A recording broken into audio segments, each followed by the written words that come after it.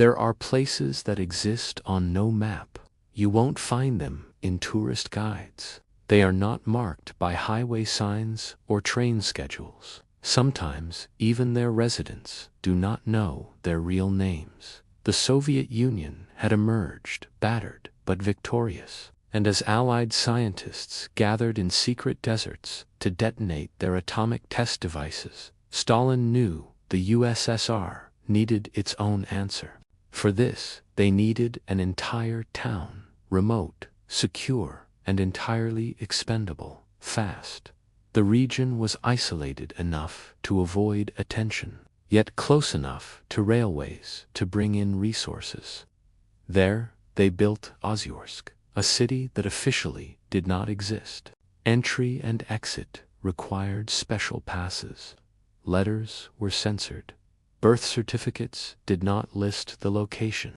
Residents were told, "You are serving your country. You are living in a model Soviet town. You are protected. You are elite."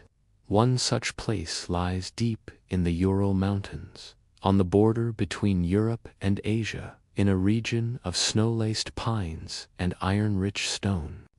It is called many things: City 40, Chelyabinsk 65, Ozyorsk, but most often it is simply referred to as the Zone. They were told they were heroes. Scientists, machinists, engineers, and soldiers worked 12-hour shifts refining radioactive material, often with bare hands. When men collapsed from nausea or burns, it was labeled as fatigue.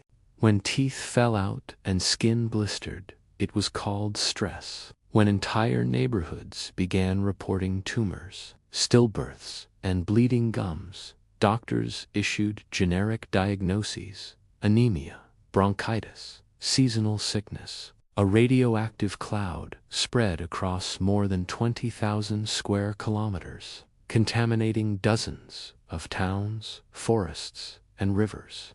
There was always electricity, a rarity in post-war Russia.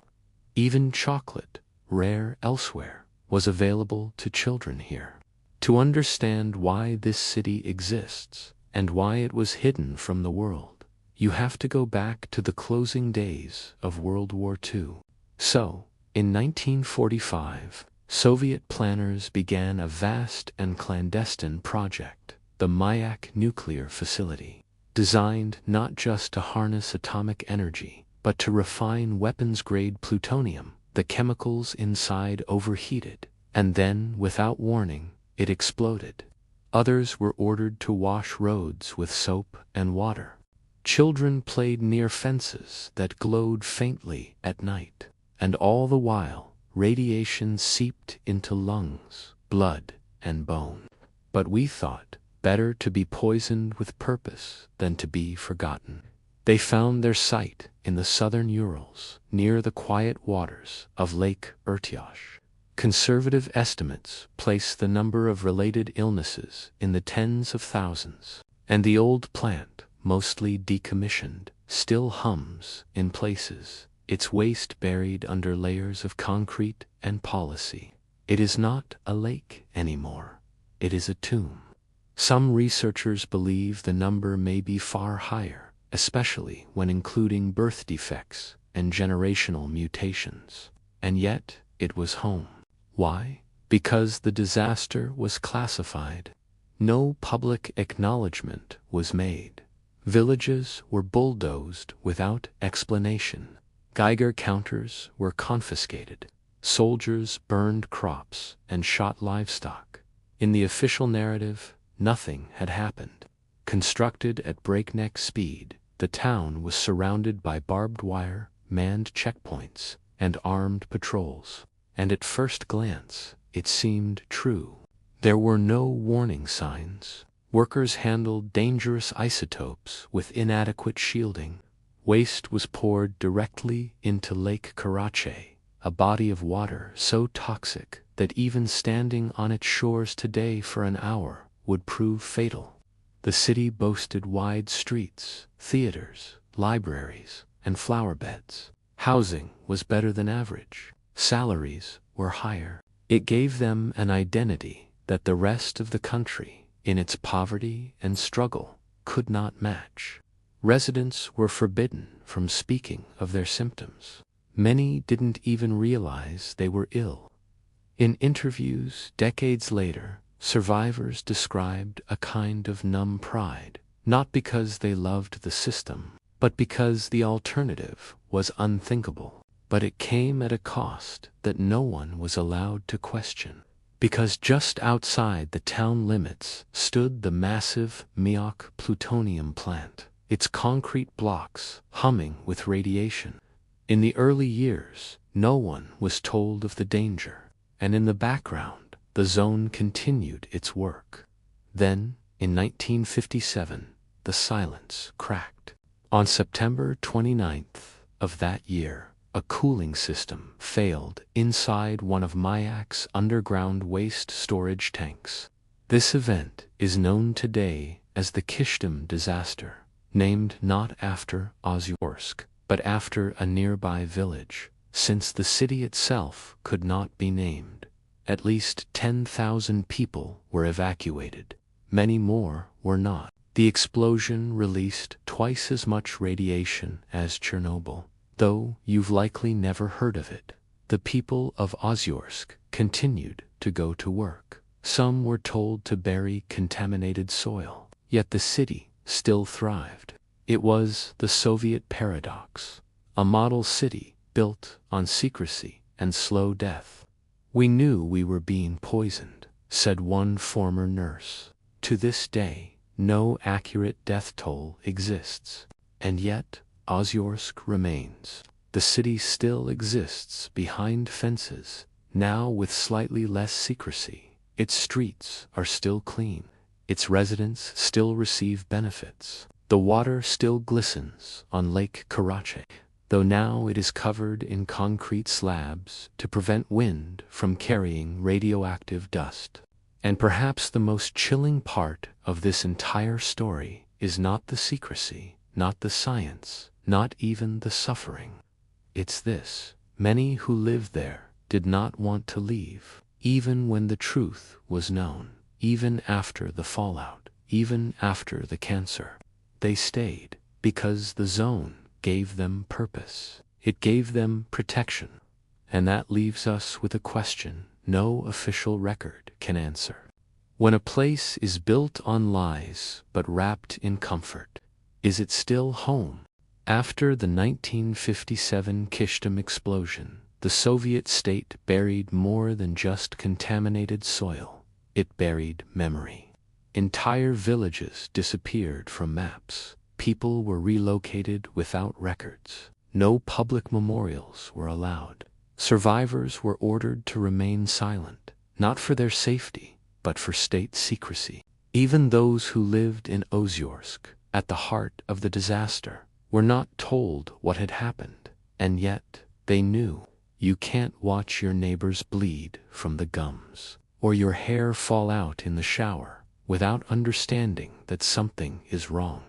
Ozyorsk was a city that officially didn't exist. Its people had no voice in the Soviet system. They were ghosts in clean uniforms, shadows behind fences. They lined up for ice cream in summer and shoveled snow in the winter. Theaters remained open. School bells still rang. The city functioned almost too perfectly.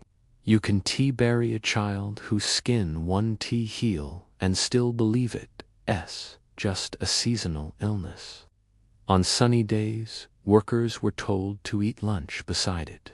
No warning signs, no barriers. It wasn't tea until the dry summer of 1967, when wind lifted radioactive dust from the exposed lakebed and poisoned thousands downwind, that authorities began to act. Inside Ozyorsk, people lived with a kind of double vision. On the surface, life was enviable. Beautiful parks, well-stocked shops, functioning infrastructure. But underneath, they understood. But they didn't speak. One woman, who lost both her brother and father to cancer before the age of 40, said simply, It moved slowly, quietly. It laced itself into the bones of children and the breath of grandmothers. It didn't destroy in fire. It decayed in silence. And when the price was death, it was often explained with that same tired phrase. Not because they didn't want to, but because they had nowhere to speak from. Entire zones marked forest disease or restricted agriculture were left to rot. And those who asked questions were visited by men in dark coats. Still, life went on. That's the part most outside observers can't grasp. The people of Ozyorsk still went to work. They married. They had children. And maybe that was part of the horror. Because unlike the dramatic catastrophes of Chernobyl or Hiroshima, what happened in Ozyorsk was invisible. Children were born without limbs, teeth, organs. Mothers miscarried repeatedly. Yet no public health warnings were issued. Lake Karachi, one of the main dumping grounds for radioactive waste, remained an open body of water into the 1960s. But again, the public was not informed. Villages were quietly depopulated. What's striking is not the repression, but the ritualized normalcy that surrounded it. We are the chosen and the cursed. This strange balance produced an equally strange kind of pride. Interviews with former residents reveal a persistent loyalty to the city, not to the government, but to each other. Ozyorsk was my home. What else was there? The outside world was cold. At least here we mattered. It adapted. International inspectors have visited, but only under strict conditions. Some zones remain sealed. Some documents remain classified. In a perverse way, the secrecy became comfort. You'll also see signs warning against photography. Armed guards at certain intersections, and the quiet lakes, still glassy and unswimmable. They were special. They were trusted. They were essential to the future of the Soviet Union. Their papers marked them as closed-zone residents. Few universities accepted them. Few employers trusted them. They were built into the city, just as the city had been built into them. Radiation is a necessary risk, but the body keeps score. By the 1980s, birth defects in the region had risen dramatically, and still the city persisted. When the Soviet Union collapsed in 1991, journalists and international watchdogs finally gained partial access to Ozyorsk and the Mayak site. What they found was staggering. Radiation levels in the river Teka, where waste had been dumped for decades, exceeded safe limits by hundreds of times.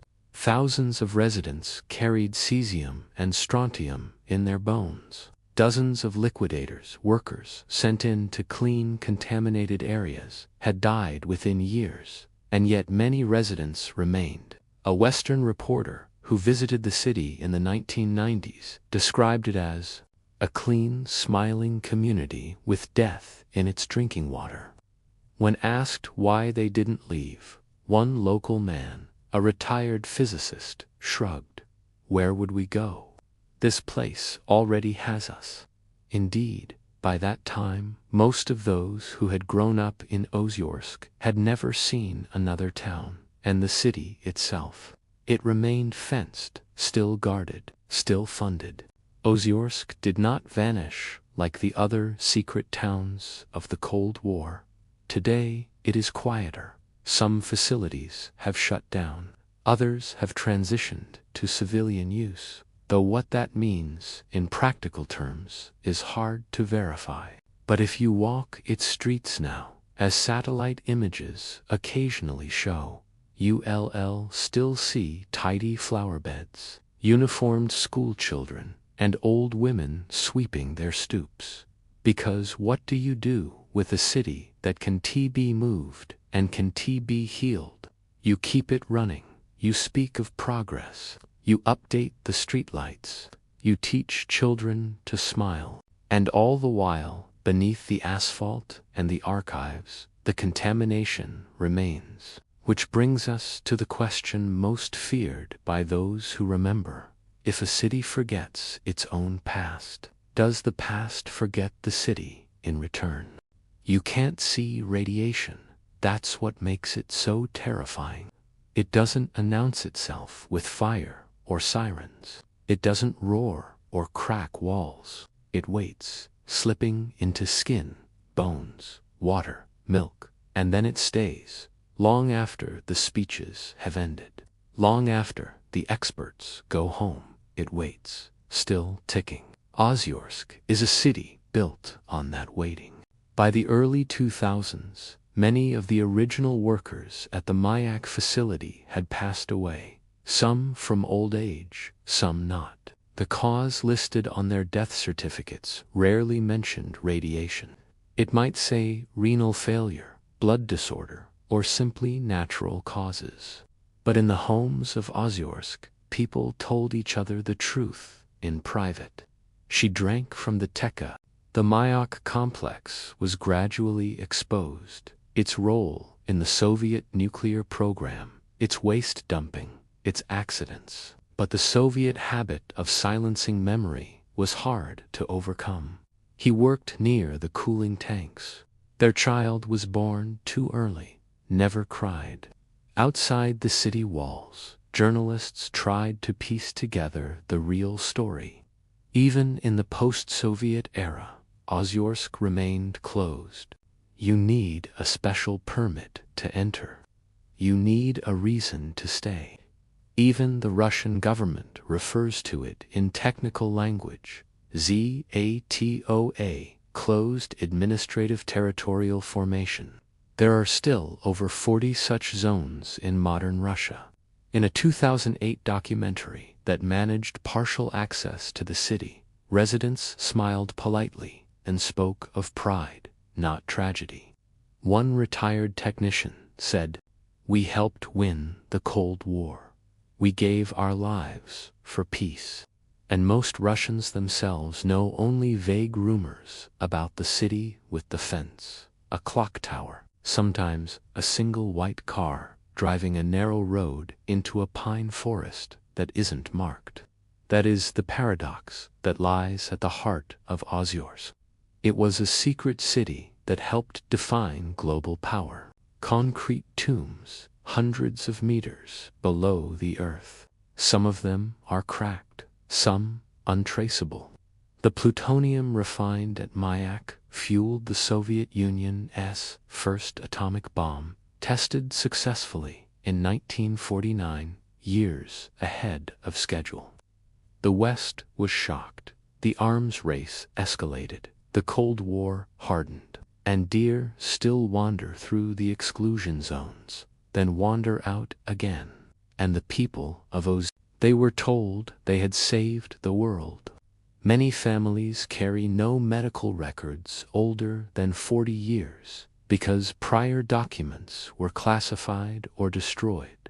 They raise families, they tend graves, they walk the same quiet paths their parents walked, not because they're blind, but few realized what they had sacrificed. Studies from the 2010s continue to reveal elevated cancer rates in the region, along with thyroid disorders, genetic mutations, and psychological trauma, especially among second and third generation residents. And still, the city continues. Children go to school, serve tea, weddings are held in the square. It is, in every way, a functioning town. Except it isn't on most maps. It doesn't appear in tourist literature. You can't buy a postcard. But if you zoom in close enough on satellite imagery, you'll see it. Neat grid lines, smokestacks. They say that deep underground, below the decommissioned Mayak tunnels, there are sealed vaults filled with high-level radioactive waste.